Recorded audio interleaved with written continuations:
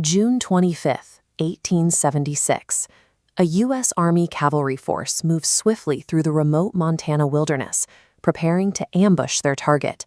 They expected to find a standard Native American encampment. The commander, Lieutenant Colonel George Armstrong Custer, was confident he had cornered his target.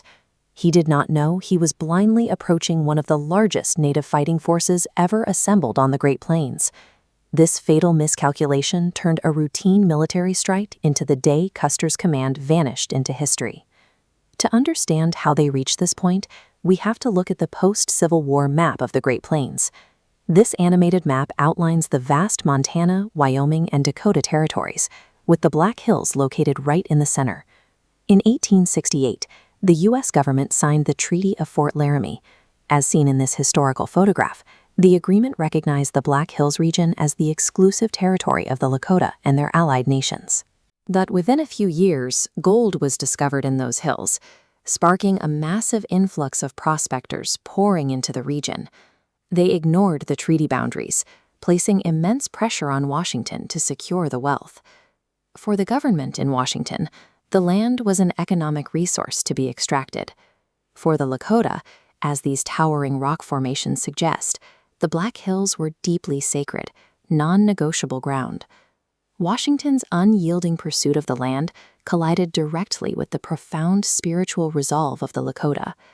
What began as a dispute over resources rapidly evolved into an inevitable war. The military escalated its policy, issuing demands for Native families to abandon their hunting grounds and move on to strictly controlled reservations. Instead of complying, thousands packed up and left the agencies. They rallied around leaders like Sitting Bull. This portrait shows the paramount political and spiritual visionary whose influence drew independent Native nations together. Alongside him were brilliant tacticians. This portrait represents the formidable military command structure present in the camps, driven by figures like the Oglala Lakota war leader Crazy Horse, who provided a sophisticated framework for defense. The sheer demographic scale of this movement was massive. Moving across the plains were thousands of Lakota, Northern Cheyenne, and Arapaho families. They operated as distinct communities, yet they traveled and encamped together as a unified bloc. The U.S. government completely misread the situation. Army commanders assumed they were hunting scattered, fleeing refugees. In reality, they were tracking a highly motivated society, drawing a hard line to protect their way of life. To crush this resistance, the U.S. Army devised a sweeping offensive. This tactical map shows their three-pronged strategy, military columns advancing from three distinct directions to surround the Native encampments near the Little Bighorn River. The operation was driven by high-ranking officers pushing from the north and south, specifically General George Crook and General Alfred Terry, seen here. The tip of the spear for Terry's northern column was the 7th Cavalry, and leading them was Lieutenant Colonel George Armstrong Custer. Custer was a highly visible, controversial veteran of the Civil War. His brand of battlefield leadership heavily favored speed, shock, and aggressive forward momentum over careful caution. The entire military strategy, and Custer's specific role in it, relied on one massive assumption. The Army firmly believed that once attacked, the Native families would scatter in panic. They did not expect them to stand and fight. On the morning of June 25th, Custer's scouts spotted the dust and smoke of a massive encampment, hidden just ahead in the rugged ravines. He faced an immediate tactical dilemma.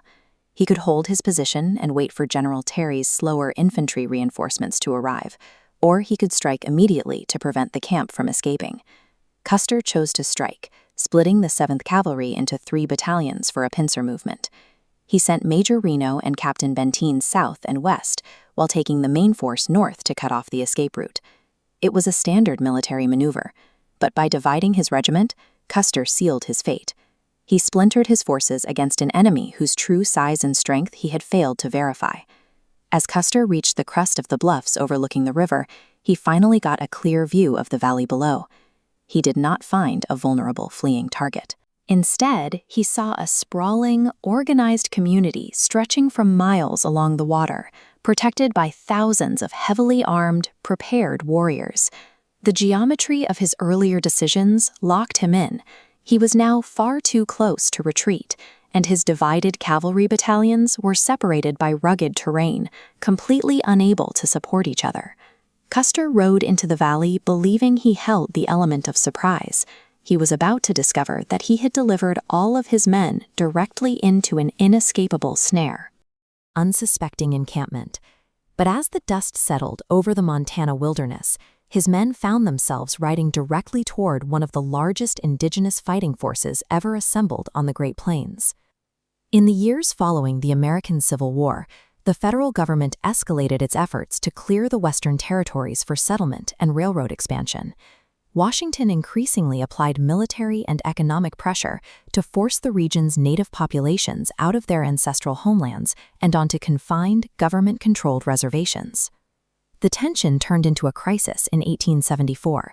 Prospectors discovered gold in the Black Hills. Under the 1868 Treaty of Fort Laramie, the United States had explicitly guaranteed this land to the Lakota.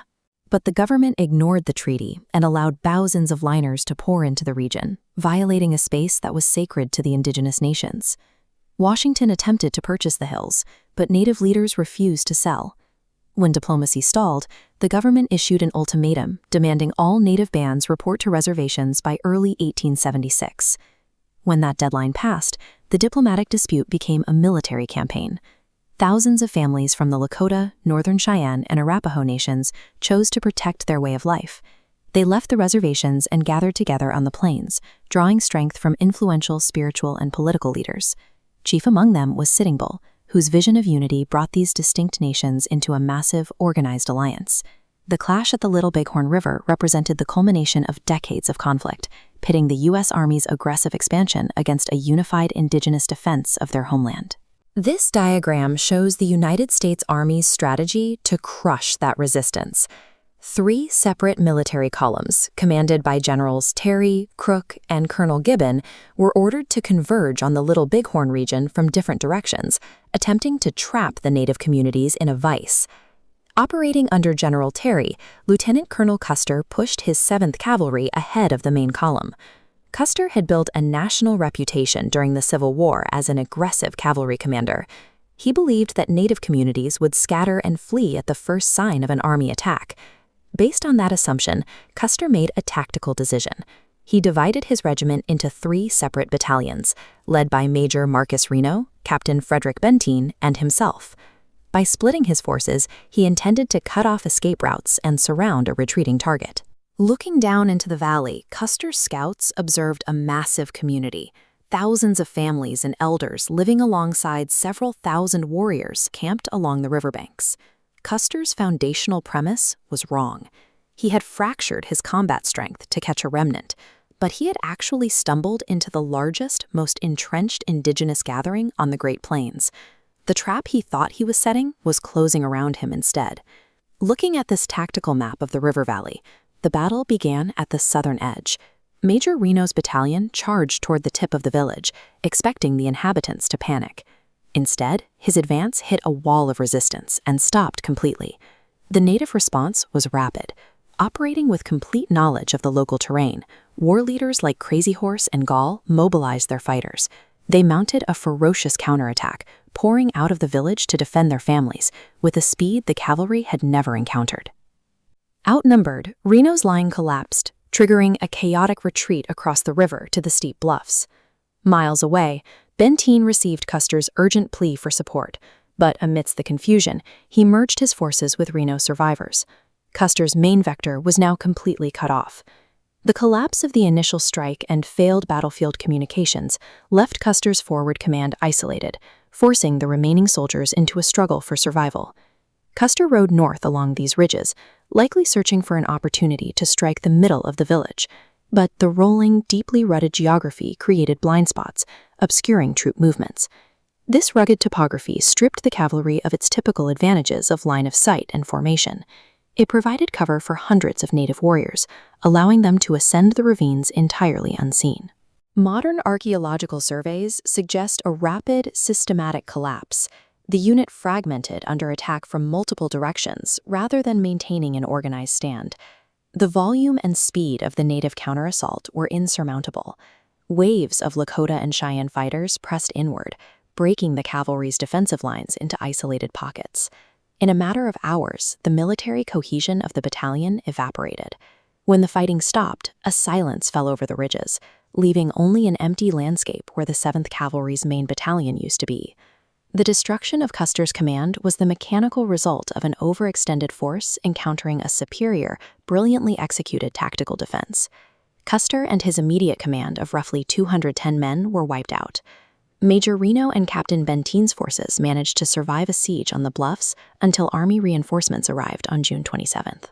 News of the defeat reached the East Coast during the 1876 centennial celebrations, delivering a shock to a nation that considered its westward expansion inevitable. The public disbelief and military embarrassment were so intense that the nation demanded an explanation. The tactical failure was rapidly transformed into an enduring, heavily mythologized American legend. Looking at this map of the Great Plains in the months that followed, the government used the defeat to justify an escalation. Washington flooded the territory with heavily armed columns, relentlessly pursuing the native nations through the winter. Little Bighorn was a masterpiece of indigenous tactical defense, but the ensuing national outrage triggered the final, overwhelming military campaigns that permanently ended the traditional way of life on the Northern Plains. June 25, 1876. A heavily armed U.S. Army cavalry force drove deep into the rugged and untamed Montana wilderness. Lieutenant Colonel George Armstrong Custer believed he had cornered a small, vulnerable encampment. In reality, he was riding toward one of the largest Native American fighting forces ever assembled on the Great Plains. By sunset, every soldier under Custer's immediate command was dead. A unit trained in modern tactics and armed with rapid-fire rifles had been systematically dismantled in less time than it takes for a storm to pass through the valley. This defeat triggered an immediate federal surge. Within a year, the U.S. Army would dismantle the very alliance that had won this battle, ending the era of independent native life on the Northern Plains. The Great Plains were home to distinct native nations, primarily the Lakota, the Northern Cheyenne, and the Arapaho, each with their own complex political interests and leadership. At the center of their territory lay the Black Hills, a region of profound spiritual and cultural significance to these communities. The U.S. government recognized native sovereignty over this land in the 1868 Fort Laramie Treaty, but when prospectors discovered gold in 1874, an aggressive flood of miners poured across the borders, shattering the agreement. Faced with this territorial invasion, influential spiritual and political leaders like Sitting Bull unified multiple native bands to resist the incursions. Washington's drive to extract gold collided with the Lakota's drive to protect their homeland. Once those two forces met in Montana, diplomacy had no room left to function. To force these native communities onto reservations, the U.S. Army devised a strategy to converge on the region from multiple directions. This map shows 3 separate military columns moving across the Western territories to trap the resistance. As the campaign advanced, the 7th Cavalry, led by Custer, broke away from the main supporting army to push forward aggressively. Upon spotting signs of the village, Custer made a fateful tactical choice. Instead of waiting for reinforcements, he split his regiment into 3 detached battalions to strike immediately. He traded concentrated military strength for speed, betting that the native encampment would scatter in a panic rather than organize a coordinated defense. The assault began with Major Marcus Reno driving his battalion into the southern edge of the encampment. The army expected an easy rout. Instead, they met a massive, rapid counteroffensive. Native warriors mobilized, using speed to overwhelm the cavalry. Facing heavy casualties, Reno's forces desperately retreated to higher ground. Meanwhile, Captain Frederick Benteen's reinforcing battalion was delayed by confusing battlefield communications, leaving the separated units entirely isolated. With the southern attack collapsing almost immediately, the U.S. Army lost its tactical advantage. What began as an ambush rapidly devolved into a desperate fight for survival. While Reno and Benteen remained pinned to the south, this tactical layout shows Custer's isolated detachment continuing north along the river bluffs. Native fighters used their knowledge of the complex ravines to mobilize quickly. They surged from the valley, enveloping Custer's position from every direction. Under overwhelming pressure, Custer's command fractured. soldiers were forced into disorganized defensive pockets across the hillsides. The collapse was absolute. Over 210 soldiers died alongside Custer, leaving no survivors from his immediate command to confirm his final tactical decisions. Custer relied on a reputation built during the Civil War, but his aggressive tactics failed against the superior numbers, high motivation, and terrain mastery of the Plains warriors. When news of the disaster reached American cities, it shocked a public entirely confident in its military superiority.